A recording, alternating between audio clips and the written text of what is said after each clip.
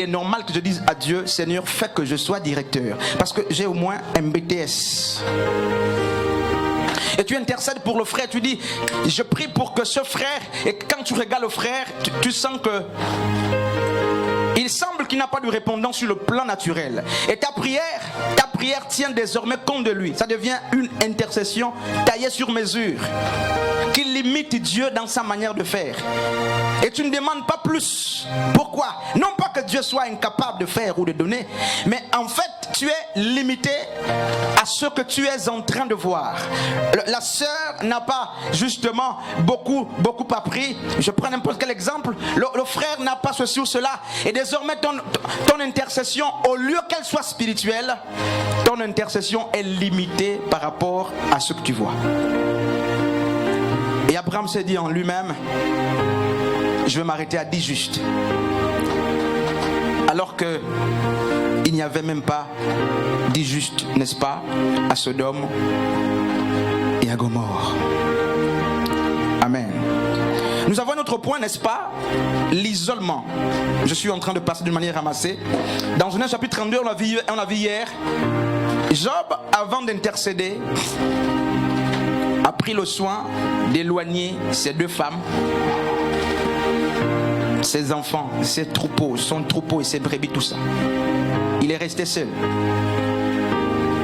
Il est resté tout seul pour intercéder. L'intercession nous invite parfois à être dans la solitude. C'est-à-dire la solitude de Dieu. Et d'elle, nous évitons toute forme de distraction. Il est certes courant que nous pouvons prier ensemble, parce que 2 valent mieux qu'un. Mais il vient de temps, justement, il arrive que l'intercesseur a besoin d'être seul, solitaire, sans être accompagné, sans communiquer. Vous voyez, ce qui se passe, c'est que Jacob n'a pas dit à ces 2 femmes, allez, précédez-moi, je reste, parce que voici mes motivations. Jacob s'est suffi à faire traverser le Jourdain à sa femme, ses biens et ses enfants, ces 2 femmes. Et lui, il a gardé le mystère, il a gardé le sujet de prière, il a gardé le sujet d'intercession. Il est resté toute la nuit seul, en train de demander à Dieu. Le problème avec nous les intercesseurs, c'est que ils ne peuvent pas prier lorsqu'ils sont seuls. Ils ne savent pas prier lorsqu'ils sont seuls. Très souvent, notre flamme ne s'allume que lorsque nous sommes entourés. Alors que Jacob nous enseigne qu'il est parfois beau de se retirer. Et se retirer, c'est quoi? C'est aller sur la montagne comme on le dit couramment. Il est parfois beau, même ta femme n'est pas informée, les enfants ne sont pas informés, mais tu es dans une attitude d'intercession. C'est aussi ce que Dieu demande. Nous nous voyons jour et nuit, nuit et jour, mais tu n'es pas informé que je suis en train de lutter avec Dieu. Nous nous voyons à l'assemblée, mais tu n'es pas informé que je suis dans une atmosphère d'intercession. Nous nous voyons même dans le même groupe d'intercession, mais tu n'es pas informé que je suis en train de prier pour l'église. Nous nous voyons tout le temps sur le pasteur, mais tu n'es pas informé que je suis en train de prier pour le pasteur. Nous sommes dans le même département des chantres. Tous les jours on se voit, mais tu n'es pas informé que je suis en train de porter depuis 2 ans le fardeau de ce jeune comité. Pour avoir vendu le rêve qu'il avait reçu, Joseph a été vendu. Joseph, c'est un bavard. Et les intercesseurs doivent apprendre, n'est-ce pas, à tout économiser. L'énergie se conserve. Et Jacob, n'est-ce pas, est un véritable modèle, n'est-ce pas, d'intercession. Il y a bien d'autres choses à dire. Il y a bien d'autres choses à dire. Alors que dans Genèse 18, je suis en train de finir, nous sommes à 19h, pardonnez pour le retard. Dans Genèse justement 18, le récit nous dit que les anges avaient presque fini de discourir avec la personne d'Abraham. Ils étaient en train de partir, 2 s'orienter vers Sodome. Et soudainement, le Seigneur va dire justement par l'entremise de cet ange qu'il ne cachera pas justement ses projets à Abraham qui est son ami, bref. Et c'est à l'issue de l'information, c'est à l'issue de la nouvelle que le patriarche Abraham à commencer à intercéder. Alors toi qui intercèdes, sur quelle base est-ce que tu intercèdes? J'ai vu les intercesseurs qui ont été à la télévision depuis 4 mois. J'ai vu les intercesseurs qui ne suivent pas l'actualité. Sur quelle base est-ce que vous priez? J'ai vu les intercesseurs qui ne suivent pas les informations locales, même les informations internationales. Ils ne lisent que la Bible. Mais Dieu veut que tu pries pour le monde. Et l'actualité aussi est un sujet d'intercession. Mais tu n'es pas connecté. Tu n'as pas d'actualité. Mais tu es un intercesseur. Non frère, tu vas être fermé. Tu vas être fermé. Les bons intercesseurs, ce sont des personnes qui suivent l'actualité. L'Ukraine est en guerre. Combien d'intercesseurs ici ont levé ici la main pour qu'on prie pour ce pays? Et pour le savoir, il faut que tu sois sur les réseaux sociaux. Il faut que tu sois connecté. Nous sommes, n'est-ce pas, au règne, au temps du monde digital. Les intercesseurs doivent être aussi justement, ils doivent suivre, ils doivent emboîter le pas.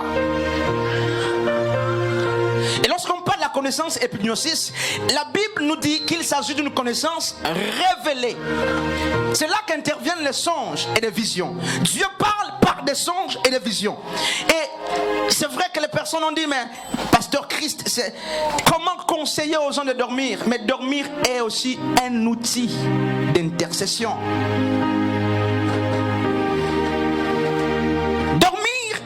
Est une clé de l'intercesseur. Je vais m'expliquer.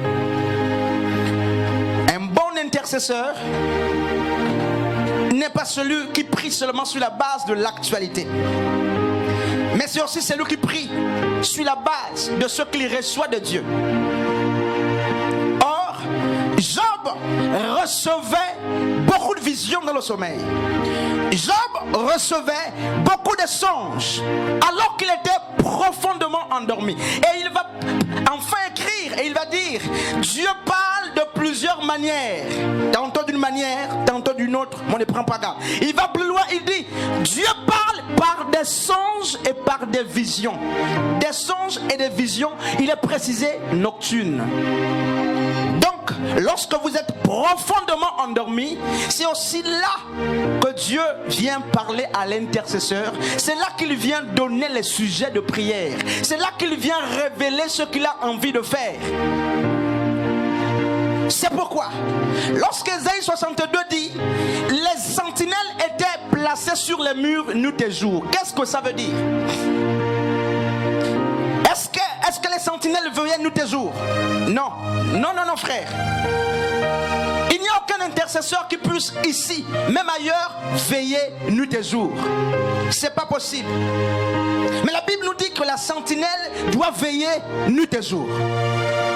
Comment c'est possible? Mais alors qu'on nous apprend que Dieu parle justement par des visions nocturnes, on nous encourage ce soir qu'il faut avoir un sommeil doux et réparateur si on veut que Dieu nous parle. Même l'intercesseur lui-même, quand il dort, qui veille sur lui. Il semble qu'il y a quelqu'un d'autre qui veille lorsqu'il dort. Donc, la veillée de l'intercesseur ne consiste pas à manquer de sommeil. Non. La veillée de l'intercesseur, c'est d'observer les signes. La veillée de l'intercesseur, c'est d'observer le temps. La veillée de l'intercesseur, c'est de contrôler les promesses. La veillée de l'intercesseur, c'est de regarder les mouvements nationaux et internationaux. La veillée de l'intercesseur, c'est de regarder le temps qui prévaut. Il veille sur ces choses, nuit et jour. Il veille sur les promesses de Dieu par rapport à l'église. Combien d'intercesseurs veillent-ils encore sur les promesses de Dieu par rapport à l'église? Dieu nous a dit il y a 2 ans qu'on fera ceci et cela. Il y a déjà un an est passé. La Bible dit que lorsque Daniel a constaté que les 70 semaines d'années d'esclavage du peuple d'Israël, n'est-ce pas, à Babylone, étaient en train de s'écourter, étaient à leur fin, Daniel veillait sur ça. Il veillait sur la prophétie de Jérémie. Et lorsqu'il se rend compte que le temps est presque fini, qu'est-ce qui se passe? Il y a Dieu. Mais Jérémie a prophétisé que c'était pour telle période. Le temps est en train de passer. Et c'est là que Daniel est rentré en intercession. Il veille Il prie et il rappelle à Dieu que c'était pour 70 semaines d'années. Nous sommes en train de dépasser. Accomplis ta parole. C'est là que l'intercesseur veille. L'intercesseur veille sur des promesses, des prophéties faites sur les uns et les autres. Et j'ai vu Moïse dire à Dieu, si tu ne pardonnes pas ce peuple, il est préférable que tu me prennes.